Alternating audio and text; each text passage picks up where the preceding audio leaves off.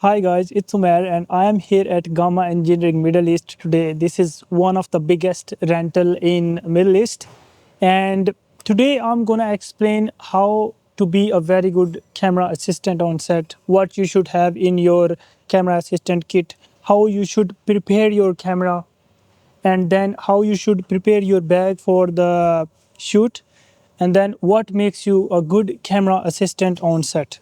So all of this I will cover in this video. It's going to be a long video, but after watching this video you will have a very good idea about how to be a camera assistant on set and what are the jobs of camera assistant and what makes you a better camera assistant. So stay tuned and let's go, and I will show you. I will start with my kit and then we will go along. So in this video I will show you first of all what you should have in your camera assistant kit. I know it will be looking a bit too much, but once I will walk you through everything you will understand why you should have all this and why it's important to have in your kit. And after that, first of all, I have a Lexa mini camera with me, which is here, and then we have master prime lenses for focal lengths, Arri High 5, and then I have Tilta Mattbox as well. So I will build the camera in front of you guys as well, so you can really see where we use all those accessories, and then you will really have an idea that why all these things should be in your kit. After we're done with building the camera, I will walk you through the menus, how you can set up any cinema camera, like not only the Arri cameras, even the Sony Venice or Redvi Raptor and other famous brands for cinema cameras. And once we're done with that, we will have a bag, and in this bag I will build, like, out of all these things and your stuff, what you should take in this bag so you can have it on your mag liner and you can use it, so you don't need to go to the box of everything all the time. So you take your hi-fi batteries here, you take the camera cards here, you put rods, you put the handles, and whatever the excess the important things are, you will put them here. So let's just start with the kit first. So first of all, you guys come with this belt. So if you will look at it, it's pretty loaded. So whenever a good second AC will be on set, he will be having this around his back like this. There comes a pouch, and then these are some tools. I will walk you about everything so you know why I'm keeping this. These are like quick access things, and then these are the things which you can go for and look for it. And one more thing is this. So once I'm on set, I will have this like this with me, and that's it. So these are the filter tags which I will use with my filters. So basically, let me just show you what I have in my pouch so you can have an idea, and then we will go through all the kit as well. So if I open my pouch, first of all, inside my pouch, I have the blower. So it's having a light as well. So if I turn on the light, this is the light. So if you are working at night, you can point your light at the object and then you can turn on the fan. And then it's just a wind blower. So you can dust off your camera, your lens and all that. And it's a quick thing as well. Before that, we were using this blower, but now we are fancy and we are using this one, but does the same job. So after that, I have a screwdriver which is flat, and then which is having the plus side as well. So I can just switch it. So this is plus, and then I can change to the flat side as well. So I will just go like this. So it's very good to have one of these screwdrivers, a very small one, in your pouch because you need it many times. So you have a blower, you have your screwdriver, and after that, I will show you what I have. I will have a lens cloth, basically 2 or 3 lens cloths. I have one from Arri, which is here, which I keep it in because even I'm in Middle East, I'm in Dubai, and we are in desert most of the time and it's dusty all the time. So it's good to keep it in polythene or something like that so it's protected and it doesn't get the dust. So when you apply it on the lens surface, it doesn't make any scratches or anything like that. So these two things, and then I have a lot of small Allen keys, which I will show you here. So basically these Allen keys are the famous sizes. So let me put it here.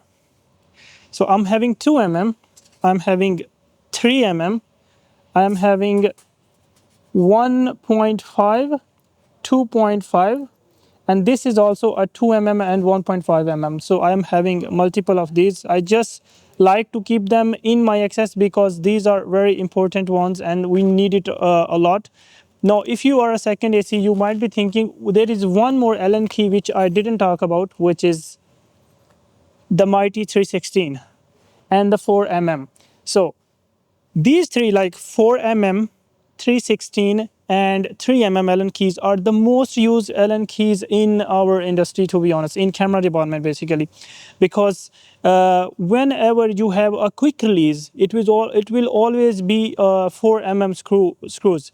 And this 316, you know that we use it a lot. There are many screws in camera department which are 316 and 3 mm. All Alexa Mini, Alexa 35 and all these screws are 3 mm. So you know that you need that. And one more thing is the flat screwdriver, which is this. So first, let me just show you what I have here, and then I will go to those things as well. So 3 mm, 4 mm, 316, 2 mm, 2.5 mm, and 1.5 mm. These are the 6 or 5 Allen keys which you should have in your pouch. And then you have the Allen key sets as well. So I have full Allen key sets here. You can see that. But those are in case you need something particular, I keep them, and they are from Eklind, very good brand to be honest, and I would highly recommend to go for that. Now, let's come back to my pouch. And in my pouch, after the things which I showed you, you have the markers. So I have multiple markers here. This is from Film Sticks. I bought it from OCDFilmGear, which is a very famous brand in Dubai or Middle East now, and it was being started by a very well-known focus puller named Joseph Kafuri.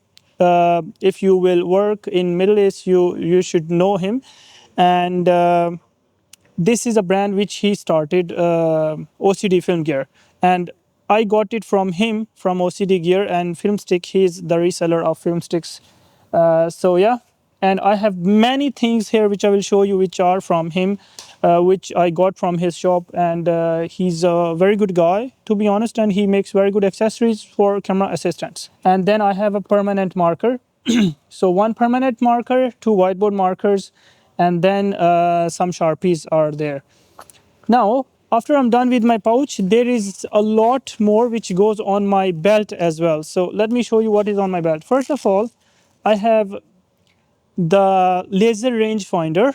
So basically, in case sometimes we cannot use our measuring tape, you can just turn it on, point at something, click, and it will give you the right distance. So it's a quick one to measure the distance in case you can't really, pull your measuring tape. I am also having a measuring tape which stays on my belt, but it was just in my kit there. So I always keep it in my belt in this pouch basically. So there you go with the laser rangefinder. And after that, I have a leatherman.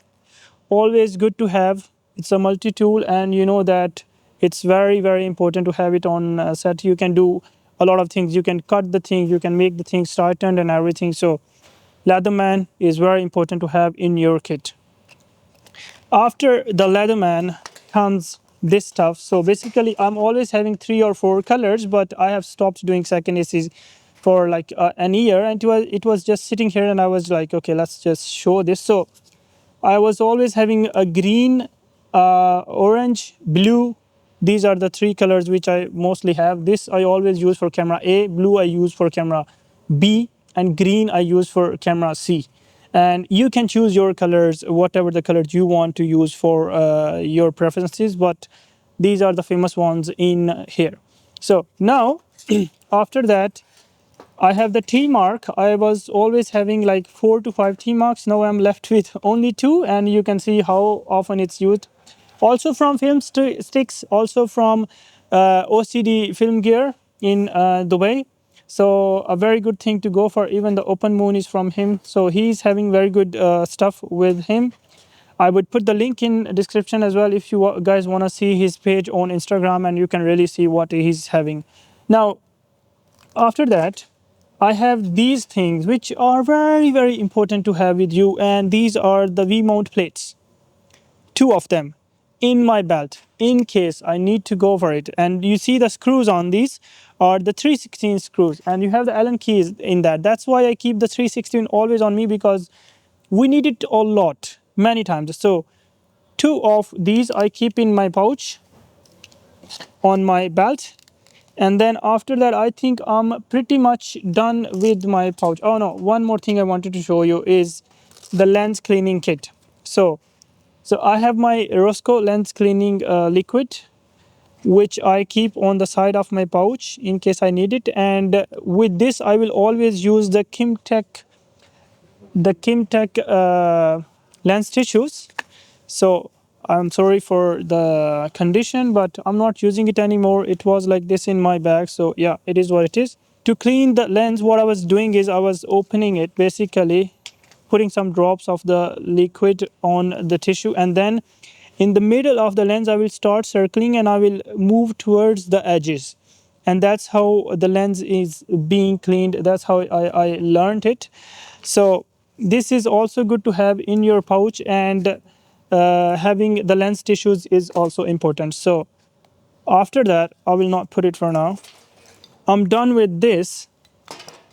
So now you know that what you should have on your belt. First of all, I will just go again.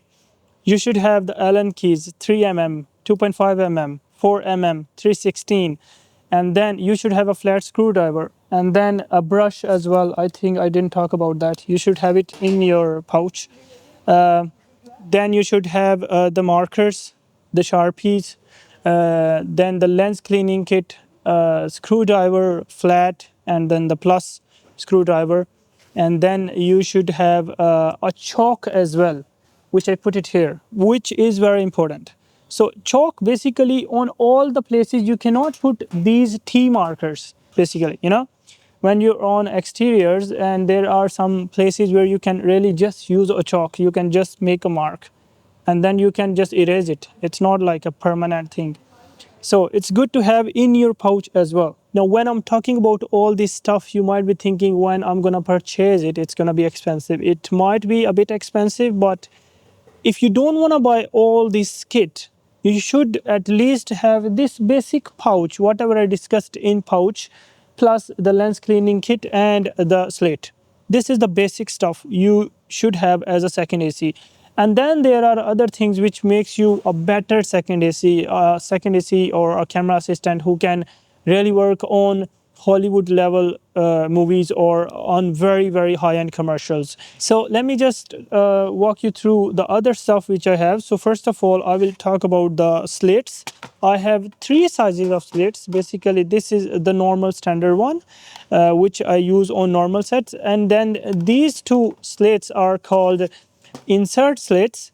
In case we are having macro shots, this is where you can really use these, because in the macro shots, most of the time we cannot use this big slate. So if you want to know how to slate on set, I will put a link in my description. Basically, it's a very famous video on internet and it explains very well how you can slate on set. So you know that how many types of slates you should have. So I will put them aside now. Here. The tips, as much as you can have, you should have with you. And then let's go to the measuring tape. This is the basic thing, you should have it. And then the mighty magic arms. So this is a normal magic arm, which I have been using. It's good, but not that good. This is the mini small magic arm, which we know that it's being used a lot in many sets and in many rigs. It's good, but it's not that strong that it can hold all the stuff. And then you can have accessories like this, which you can, with the help of which you can really mount a monitor directly on and just pan it and tilt it. But you will not be able to move it along. But now I'm going to talk about something which is lifetime. Once you are buying magic arms, it's very, very important to buy a good one, because this makes you look a very good second AC on set or a very bad second AC on set.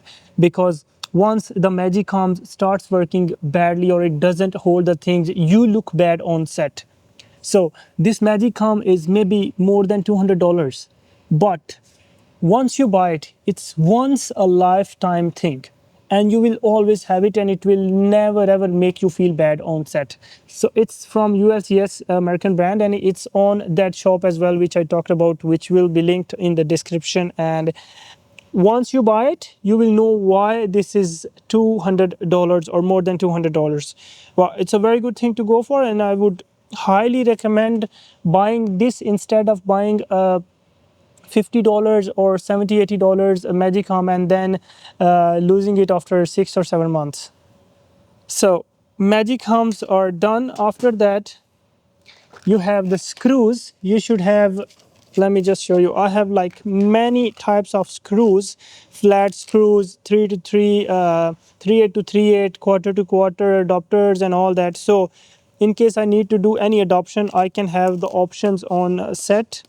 And then this is a bit fancy thing you don't really need to have, but if you have it, it's better to have, because you can put it on the side of your camera and then rig the things on it, so you don't really use the surface. Basically I use it with Alexa Mini and Mini LF. It was supposed to be for Mini only, and then I cut it to adopt with Mini LF as well. So after that, I'm going to show you the cables, what kind of cables you should have. First of all, this is a hot swap cable, sorry. A hot swap cable, basically, so you can use this with the camera, so you don't need to turn off the camera and then turn it on for you changing the battery. Basically, the simple way is to you just plug it in the battery, and then you plug it in the camera, and then you change the battery and camera doesn't turn off. It's being used a lot on very professional sets. If you want to have it, it's good to have. Same shop you can buy it. I will put the link as well. Now the other cables are HDMI. You should always have an HDMI cable, and then what you should have is many SDI cables. So I have, this is a very good SDI cable which I have been using for last 2 years. Never ever had any problem with this, and I bought it from the same shop, by the way, and it's very good to have cables which are good even if they are expensive, because if you cause any disturbance on set, it's not good. So I always buy a lot of SDI cables. So I have many SDI cables. Then Lemo 2-pin to 2-pin cable I'm having, and then this is one of the best D Tap splitters. Basically I have the other D Tap splitters as well, which are normal. These are for $15, you can say, and this is for $20. But this is so good to have. Why? First of all, let me show you. It's having the D taps in 2 directions. So basically, if you want to put it this way or that way, you can put the D taps, and it's very good one. The other reason is it's swivel. So if you put it like this, it's fine, and then you can put it like this as well. So it rotates here. So a very good one to have from ZG Cine. And then after that, I have a DC power cable from D Tap. So basically there are many things which are on DC power, like let's say Indy 7 monitor from Small HD is on DC, and then the cable which they send is without this lock. So the cable keeps coming off, so I bought this so it locks on, so you don't have to worry about that. And then the other thing is, many of the times on our sets there are many things like that which charges with this DC connector. Like for example, Holyland comms, their charger is having this, so I can put that Holyland comms charger on my Magliner, and with the help of a battery I can charge that, so you don't need to look for AC power somewhere and charge it. So it's a very good thing to have in your kit, D Tap to DC. And then you should have a D Tap to 2-pin Lemo as well. This is another thing which goes on Teradex, which goes on Cine 7 Small HD monitor, and many other things. So you should always have D Tap to 2-pin cable as well with you. many more SDI cables, SDI cables, because I always try to have as much as I can. And then the batteries. So I have AA batteries, AAA batteries, and then many other batteries like that as well. So let me show you if I put it. So some of the batteries like this. So I always try to have many kinds of batteries with me. I know that I don't need them, but sometimes on set someone need these and you give them and they appreciate that a lot.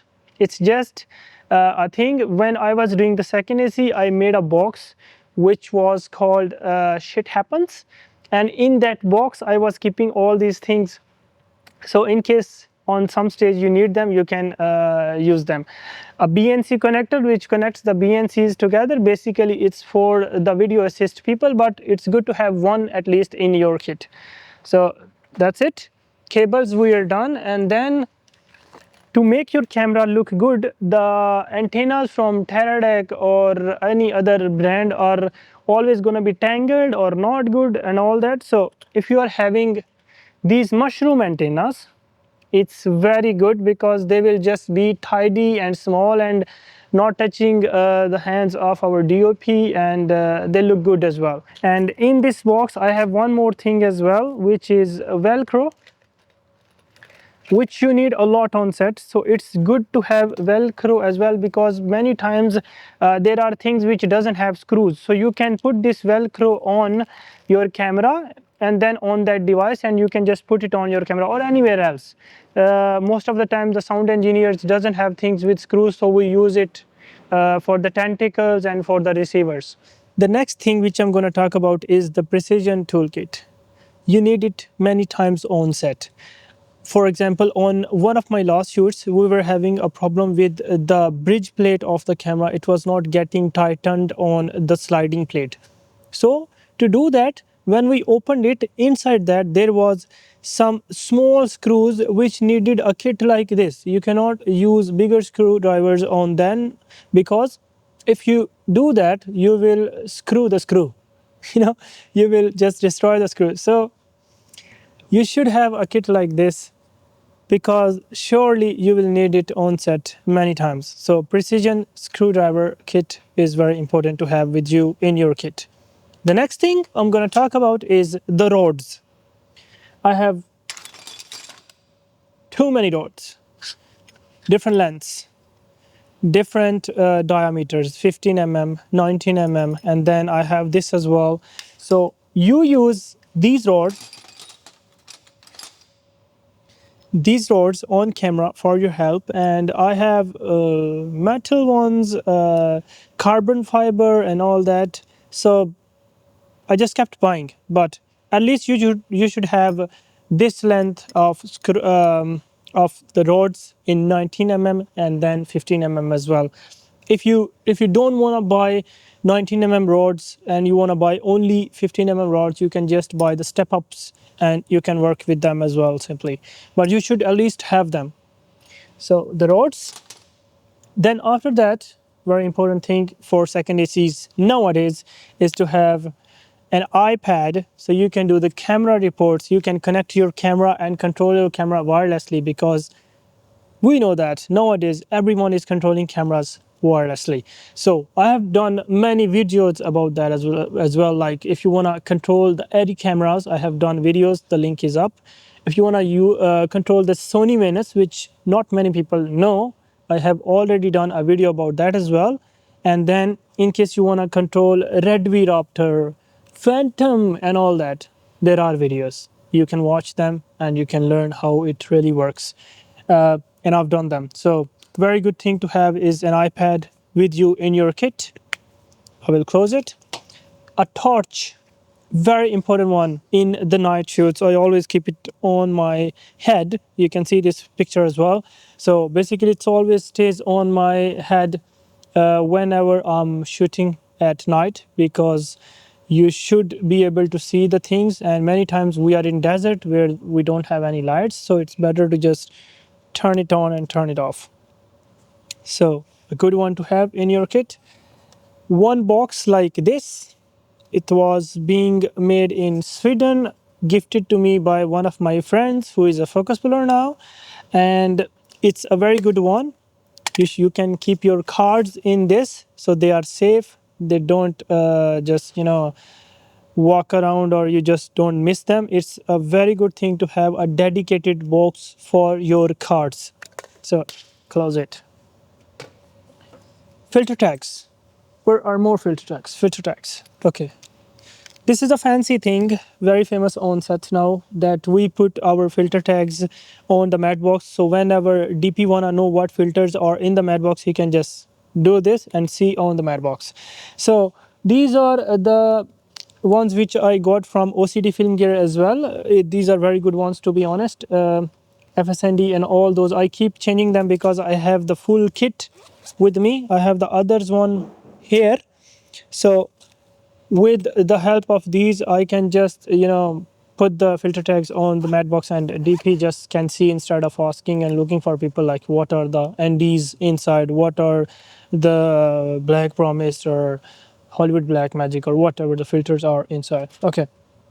And then one more thing is to have a printer on set with you, a small printer which is portable, so you can print the things. Like I want to print the focal length of the camera and put on the camera. I do with this.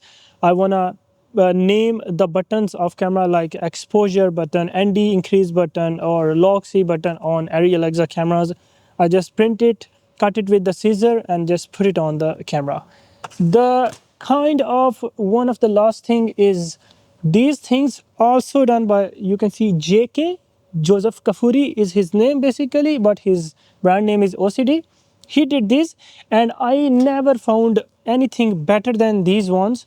These are basically the blankets you can use for wrapping your monitors, your lenses, and anything which is delicate, which can be broken. You can just wrap it around, and they have the velcros on, and they can just stick together like this.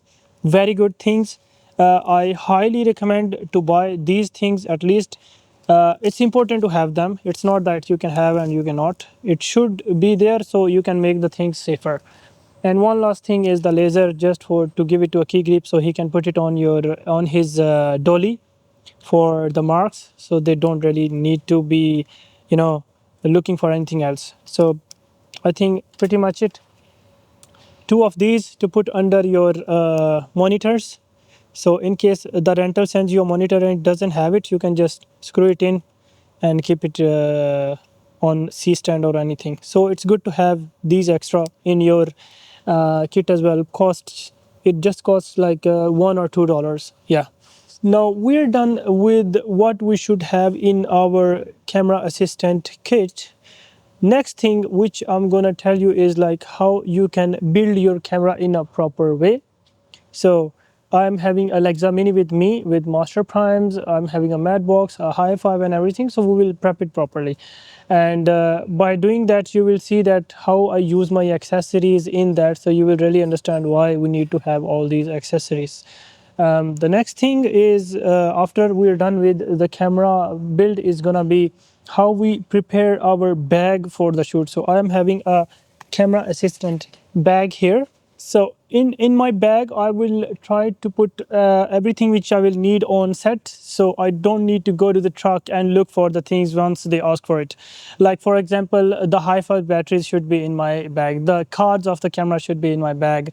The handles should be in my bag. These are the things which we should not leave in the boxes. So I will always have them here. So it's easily accessible for me on my Magliner, so I can just quickly grab it. And the last thing which I will talk about will be how you can be a better second AC compared to the other ones. What are the things which will make you better than others, and how you should act on set, to be honest, as a camera assistant. So let's just jump to the camera and I will show you how you can really rig the camera and prepare your camera for the shoot. So to prepare the camera, first of all, you should set up your head and legs. I'm having Runford Baker legs and then O'Connor head. And my camera is basically here. This is my camera box. So I will open it. Now the thing which you need to keep in your mind is not all the rentals are gonna keep their cameras in the same way. some of the rentals will keep their cameras built already and some doesn't. So the camera which I got today is not having anything built. It's just having the viewfinder and the cage on, but the rods are not there, the battery plate is not there, the bridge plate is not there. So let me just show you how it will be assembled. So I take the camera body out, and then after that I will look for the bridge plate of Arri Alexa Mini. So this is the bridge plate which I will put here. Now you can see if I'm here now and I don't have my tools, I need to tighten it. It's not worth it. How can I tighten it? So I will go back, I will take my pouch on, and then I will start building it. So let me just bring my pouch.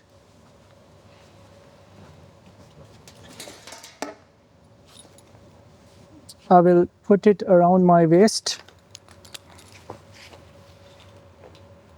and then I will look for my flat screwdriver, which is gonna tighten this thingy.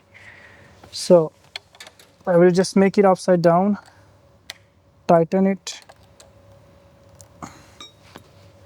and then I will put it on the plate now. Okay, there you go. The camera is on now. I need to make sure that I have the battery plate here first of all, so I can power it, and then I will start putting the lens and the third eye and the onboard monitor and everything. Now, the other thing which is very important is know what we should take out of the camera box with us. So we don't really need to go back to the camera box. So let me just show you. First of all, you need to make sure that you take all the cards out of your camera box and keep it in the box which I told you should have for the camera cards and card reader. So with the cable, so I will take this first of all, I will put them aside here. The next thing, the battery plate I will just put on now, which is not having the rods, so I will just insert the rods in.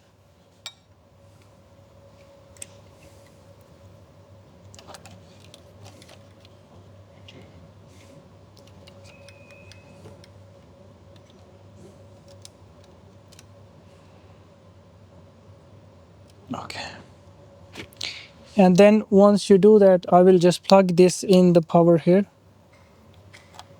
There you go, it's plugged now. And after I have the cards and reader, the next thing which I need to make sure that I take from the camera box is the power cable of the camera, which is used to take power from XLR outputs, and then the other cable is gonna be the audio cable. So these are the two cables which a rental should have in their kit, and in case they don't have, then you should talk to the sound engineer before the shoot so you don't have any complications on set.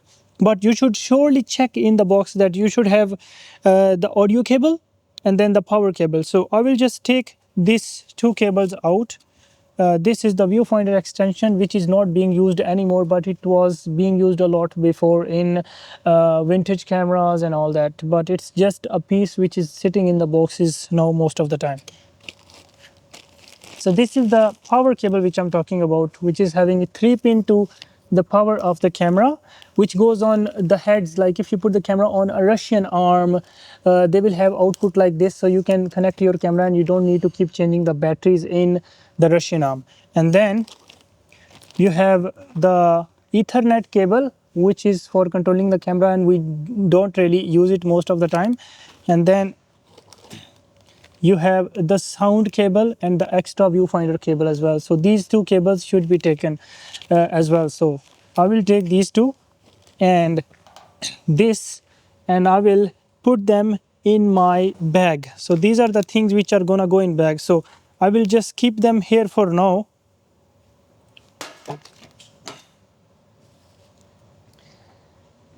The next thing which I'm gonna do is, first of all, this always on Alexa Mini, people what they do is when they are done with the shoot, they remove it. And how I do it is I just remove it from here. I take the cable under this over the bridge plate and I take it out so it doesn't come in way of anything. And then there is a red dot on this. In camera department, most of the time you need to look for these dots to connect properly, otherwise you will just damage the pins. So it is having a red dot, which I'm not gonna be able to show you in the camera, but if you will be on this kind of cameras, you will be able to see a red dot here and on the other side of the connector as well, on male and female. So I will just look for the red dot, I will align them and then just push it in. So my viewfinder is being connected now. The next thing which I'm gonna do is I'm gonna put the battery on, I put the card on, and then I will go for the next things. So the battery I will take from here. I have the V-mount battery, I will put it on. And I will just bring it a bit back so I can put the card in as well. And now I will just turn on the camera. So the button on the Alexa Mini is right behind here. So I will just turn it on. Why isn't it powering? Okay. I will click on it and it will give me blue blinking and it will turn on as well. So you will see it's booting now. That's gonna be different with every camera, but I'm just showing you so you guys have any like a simple idea. Now once it's done, on every cameras you see rec, and under the rec there is a light which should be green or red or whatever. So once it's not on, it means there is no card in camera, or the card which is in camera is not readable, you need to format it. So we know that we don't have the card in the camera, so I will put the card in so we can make it green so we can record. So I will put the card in, we'll take one card, I will bring it in.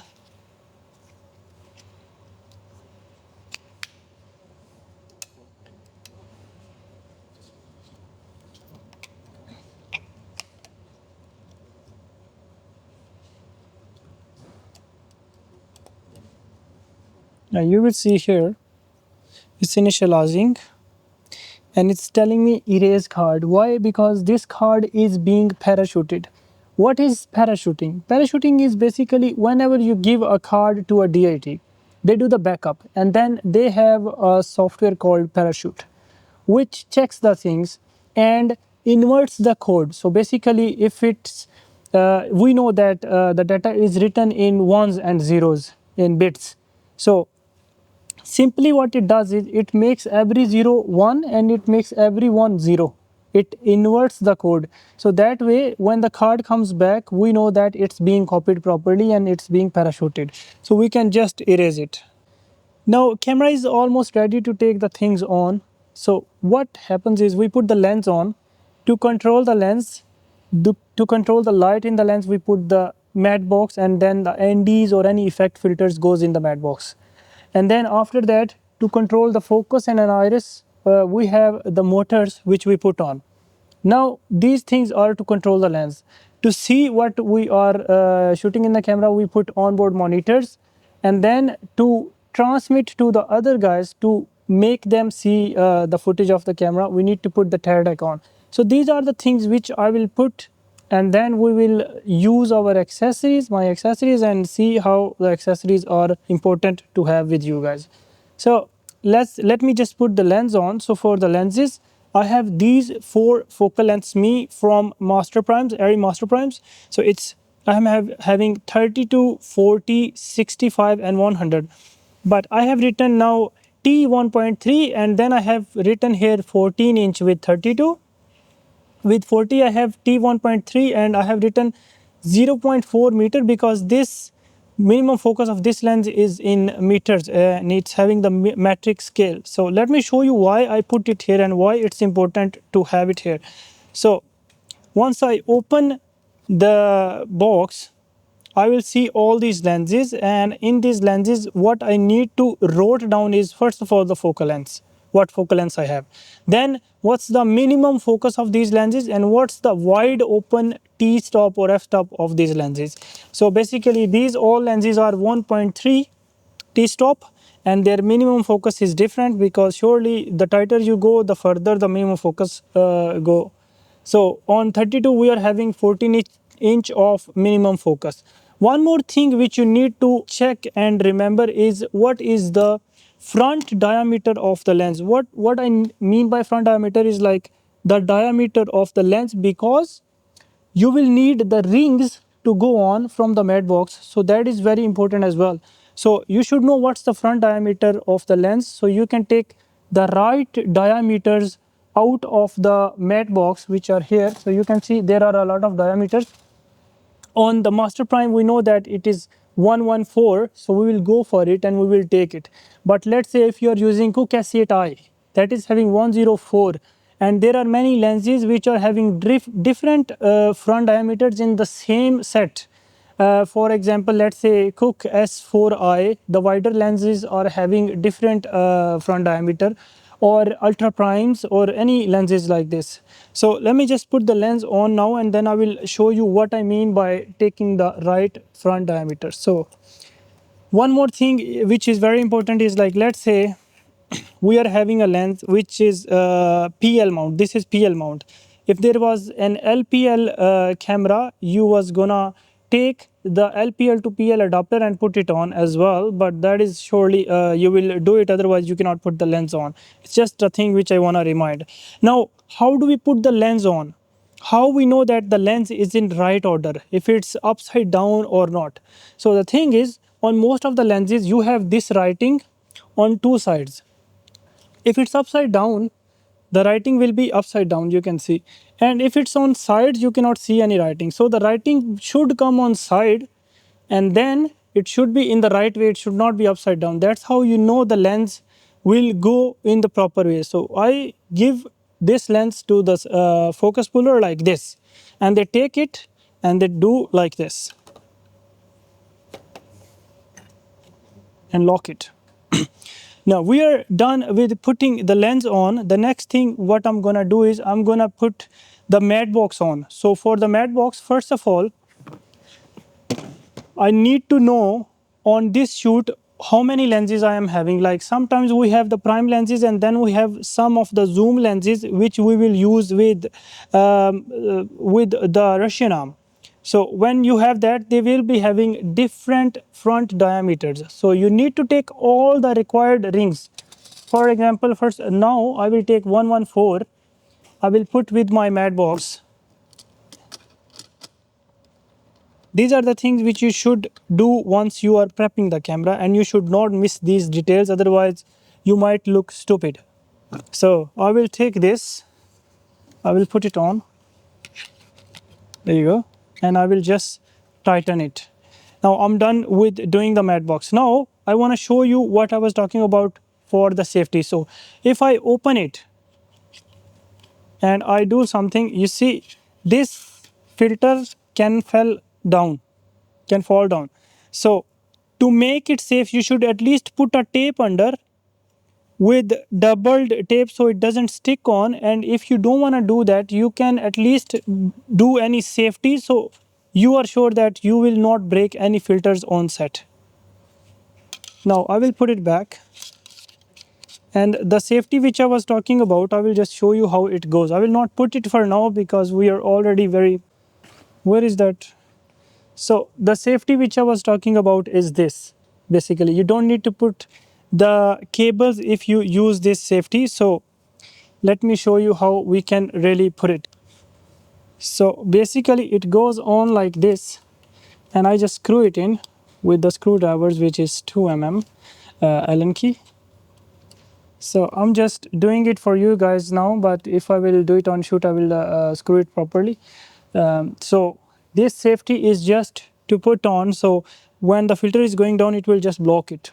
And you don't need to put any tapes, because if you put tapes, sometimes they are sticky. Surely you can double the tape and it will not stick, but still this is even a better solution to go for. The next thing which you need to make sure once you are doing this Mattbox thingy is that you take all the diameters. For now I just need 114. Maybe at some shoots I will need 136 and 114, and all other diameters I will take those with me. And then I will take all the mats, and I will take the top flag, and I will put them in my bag. So these are the things which are I'm prepping for my bag. So I prepped this, I prepped the cards. So for the cards, I will go to my kit and I will take the box which I talked about, and I will put all of these things in my box, and then I will just lock it. So I know that my cards are ready, my Mattbox thing is ready. Now I will go for the wireless control of my lenses. So for that, I need to have Hi-Fi, WCU4 or Nucleus or Teradek RT or anything. So I have a Hi-Fi today. So I will take my Hi-Fi, and we know that the receiver goes on. So I will put it on, and then I will put the battery in.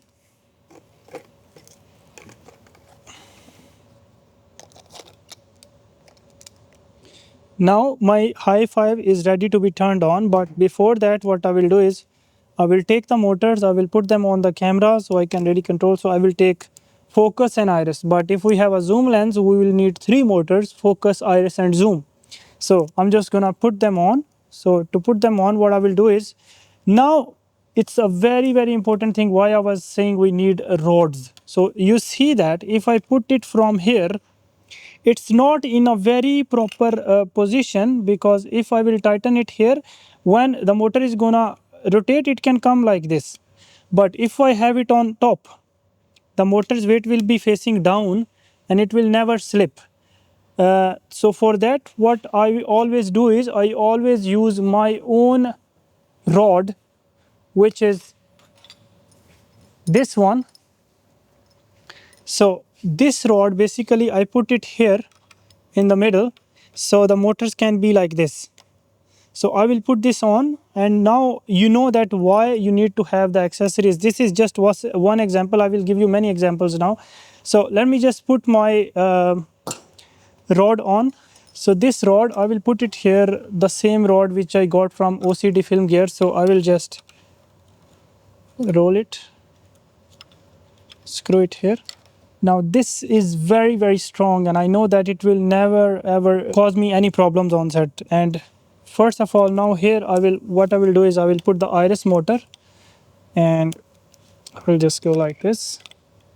This is my iris motor, and then I will put the second motor, which is gonna be my focus motor. Where did I put the motors? Here. Okay, this is my focus motor. I will do the cable connections now, and for the cables I need only the L-bus cables on this one. But if we were having ARRI motors and we were having Sony Venus or Red V Raptor camera, we were gonna need a RF mini or RF motor from ARRI, and then a D Tap cable to power, and then we were gonna need a cable which can make sure that the camera gets triggered from the Sony, from the ARRI Hi-Fi or WCU4. So for now I will just connect the cable here, and then just daisy chain them. Sorry, I didn't touch it.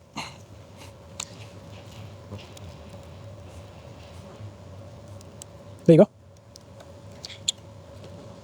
Now my focus and iris motors are there. I just need to assign them to the focus and iris. They are already cool. Next thing what I will do is I will put my onboard monitor. So for the onboard monitor, most of the time once you get the monitor from your rental house, so in the onboard monitor you will have the monitor, you will have the power cable, and I got the perfect power cable to show you. So this is the power cable which is coming from the rental, and it doesn't lock on, so it can always come out of the monitor and it can turn off. So that's why I have the one which locks with the DC connector.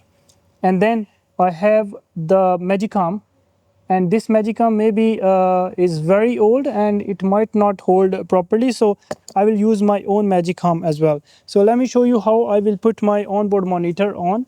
So I will go to my kit. So from my kit I will take my Magic Arm, and I will take my DC power cable which locks on, and then I will take any STI cable. So I will take one of the STI cables, a BNC cable, let's say this one, and I will put it on now. So basically it's having one 3/8 side and 1/4 side. So I will always put it in the front here on the handle, but you can put it on top as well. Why I just don't want to do that, because sometimes we have easy rig going on here, so it doesn't come in the way of easy rig. So I will just put it in front, tighten it, and it's from ULCS, a very good magic arm which doesn't betray you on set. And then now I will screw my onboard monitor. There you go. The next thing is powering it and giving it the signal. So to power it, what I will do is I have the D Tap connection in the battery plate of the camera. So I will simply connect it here. Let me just show you. You can see I have 1 and 2 D taps. So one can be used for the Teradek and the other one can be used for my onboard monitor. So I will use this one for onboard monitor. In case you don't have two, you have only one, or you don't have it and you have it only on your battery, what you can do is you can use your D Tap splitter.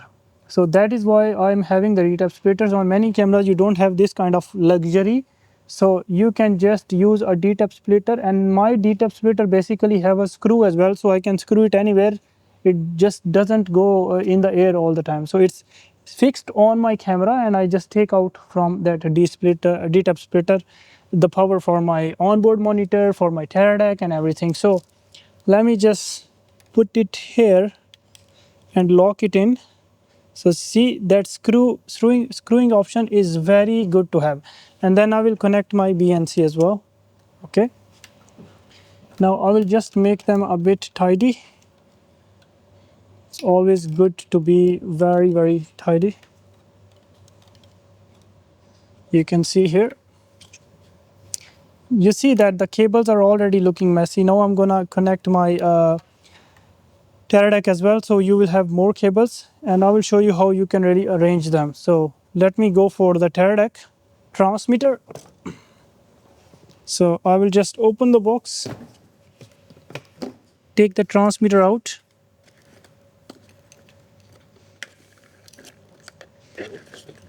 and in the camera you have a magic arm, which is a good magic arm, but you can use your stuff as well, like your own magic arm or your quick release. But for now I will just use this one. So what I'm gonna do is I'm gonna just connect it here, screw it here, and then my Teradek I will put like this.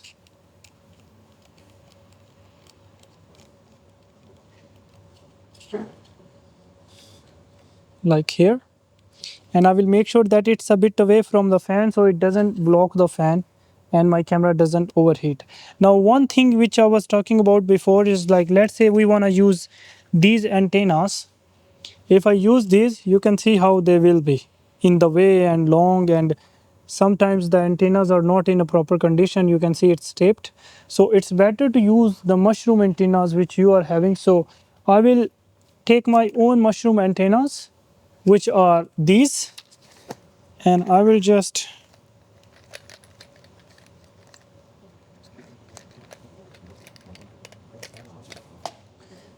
put them on, so you will see what difference they make.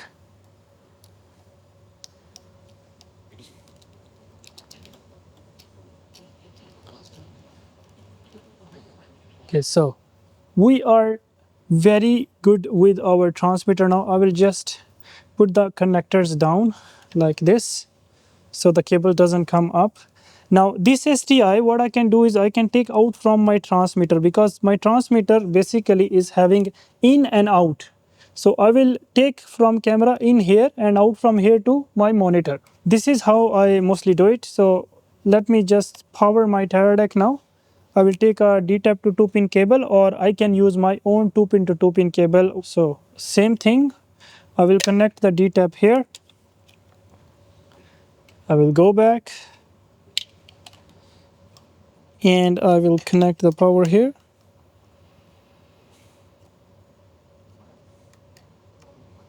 Okay. Now you see there are a lot of cables coming around here. What I'm gonna do is I'm gonna take a sprig from my kit, and I'm gonna take some of my velcros, which are these, and I will tangle them. So what I will do is I will come here, make them all like this here, and I will just put this around, and I will put a sprig here as well. So let me take that sprig, this small tiny piece, and I will just simply screw it here. So my cable is in a proper way. So this way my cables are very much tidy. These are the two cables from the viewfinder. So the viewfinder cable goes back a bit, and my power cable. So now if we look at it, this also can be done properly, but I just kept it like this. Okay. Now my camera is properly rigged. My Teradek transmitter is on. I will turn on my onboard monitor as well. And I'm gonna give signal to my Teradek from my camera. For that I use a very small BNC cable, which is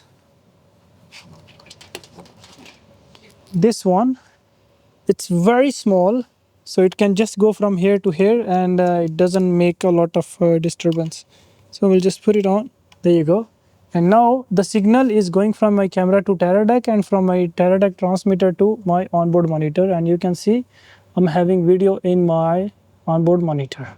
So this is pretty much the basic way you build your camera. There are many other ways you can build your camera, like for the Steadicam it's going to be different, for the Ronin it's going to be different, for the Russian arm it's going to be different. Always it will keep changing. The next thing which you should do is you should assign these user buttons. So I will put user button 1, 2 and 3, so and then I will put in front of them whatever it's doing. So let's say the first one is doing ND increase. I will print one, I will put one here with ND plus, so the DP knows if I will press this, it will increase the ND, internal ND of the camera. The second one, I usually put it as exposure, and the third one, I put it as log C. You can do assign the buttons however you want them to be, but this is how I do it. So one more important thing is to make sure that you put the user buttons here, and then here what I will do is I will put my focal length. So what I usually do is I will just take a piece of tape, and on the tape I will write the focal length only. So I will just write, so I will write 32, 40, 65, 100, and you can have many focal lengths, but it's just a class to show you guys. So and then I will put it here. So this way my DOP will know that he's having these focal lengths. After that, what I'm gonna do is I'm gonna put the card numbers on top. So I will prepare at least A001 to A0010 cards tags here. So whenever I take a card out, I will just pull the tape on the put it on the card and just give it to the DIT, so he knows that what card number he's having. We're done with prepping the camera. The next thing is to prepare your bag. And in your bag, what I usually do is I take the batteries of my wireless focus and the charger and the strap. So I will take everything from here and put them in my bag. So, and then the cards, and then the Mattbox stuff. These are the three things which I mostly put them here. So I will put my batteries and charger of a Hi-Fi here, and then the next thing is gonna be the Mattbox, which I always put on the side of my bag. And then the cards stay in. Surely the other things go in as well. The Hi-Fi, if my focus puller is not here, what I will do is I will take a blanket from here. I will wrap it around my Hi-Fi, and then I will put it in my bag so it doesn't get damaged. Sometimes the other thing, like once I'm done with my camera, is we don't wrap the camera, we take the camera coffin. So what I will do is I will just come here, I will wrap this around my onboard monitor like this, and then remove my lens, put the lens cap on, sensor cap on and put the camera as is in the coffin, so it's ready to shoot tomorrow when we go on set. So this is the basic stuff which you need to know about what you should have in your kit, how you prepare your camera, and then how you prepare your bag, what you should take in your bag. There are many other things as well, like the sound cable and all this. This goes in bag. I'm not taking the handles now, but if there are handles, you take it in your bag. There are many things. So you should be creative and you should figure out that what I should take in my bag, so I don't need to go to the boxes again. It should just stay in one bag, ready. Now, I think I covered the basics of what a camera assistant is on set. Now, let me tell you what makes you a better camera assistant on set. So, first of all, you should be good at communication. You should know how to communicate. Who is your hierarchy? Who should you talk to when you need to do something? So your HOD is going to be your focus puller. You should not cross the limits and go to DOP and do the things. Sometimes you need to talk to the DOP. You can, but most of the time, be in the chain of order and do what your focus puller will tell you to do. Second thing is basically phones on set makes you look very bad. Try to use phone as less as you can and be concentrated in set. Be quiet and be organized. This is very important because if you keep using a phone on set, you basically are distracted and you are not focused at what is happening. And sometimes if a focus puller or a DP will ask you for a lens and you're on your phone, it makes you look bad. So that is another thing which in this era we need to keep it in mind, that we should not use our phones most of the time. If you need to use, surely you use it, but not for scrolling and anything like that. The third thing is make sure that you have all the things which you require from your equipment with you on your second AC trolley Magliner. Not in the camera truck, because in many sets this have been seen that when someone asked for something, you just forgot to take it from the box. It is in the truck and the truck went to the parking and all this, and this thing takes some time and it makes you look bad. Make sure all your batteries are being charged and don't be lazy on that okay, I have 2 more batteries and I will charge it after. Make sure whenever you go on a new location, try to find a spot where you can put all your batteries on charge, and they should always be charging. And then the other thing which you can do is, while on set, make sure that on all the shots and sequences, take a camera report with you in your iPad. Use the apps which does the camera report. This is a very good thing if you will do it. At the end of the day, you give it to your DIT and the DIT will send it to the post production and it will make you look a better second AC. One more pro tip which can make you way better than others is keeping an eye always on your DOP. So what happens by doing this, and I have done it a lot in my time when I was doing second AC. So you keep looking at second AC and being concentrated on him. Once he need to change a lens, he will look towards focus puller for changing the lens. But when they are talking to each other, you will already anticipate, and when focus puller will look at you for something, you will be ready for that action, and he will ask you for, like, I need this focal length. You just give him quickly. This 2 to 3 seconds or this being ready for his command will make you look very good second AC in his eyes. So this is very good to do on set, that you keep your concentration on set, not on anything else. And then the next thing which you need to make sure is that you are very good technically. You should know the camera menus very well. It's not that you do the mechanical part and give him the lens and all that, but you don't know the camera settings. You should always search on cameras. You should know what are the latest firmwares and the small problems which happens in the camera. You should be able to solve them. Like, let's say the camera, the onboard monitor is not turning on. You know that it might be the power issue, the cable is not good, you should have the cables and all that. That's why we make it, and that's what makes you look better. So having a good kit makes you look better as well on set. and be nice to the production crew and all that, because they are basically gonna have a perception about you, like what kind of a guy you are and how good you were. And don't be a kinky guy that, guys, why you are in my way and all that. Even if you want to ask them for something, be gentle and be professional, don't be angry and all that, so people know you in a better way.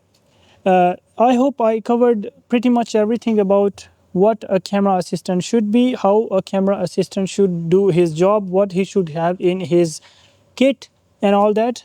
And in case any more questions, any other thing which I didn't discuss about, or you are having any questions about any other cameras, I have done many more videos about our cinema cameras, which I will put over the link of that playlist. You can go and watch, and even any other questions you can put in comments, and I will be more than happy to reply those.